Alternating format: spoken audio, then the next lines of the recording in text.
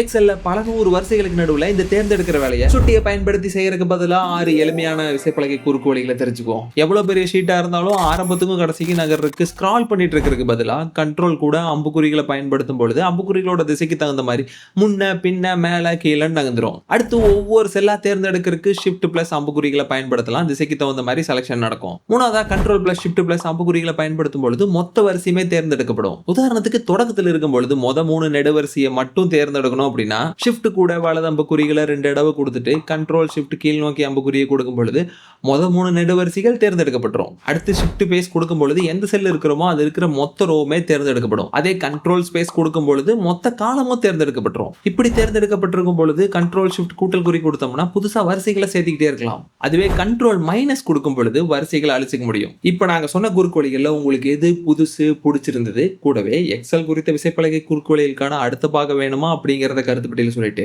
கண்டிப்பா எங்களை பின்தொடருங்கள்.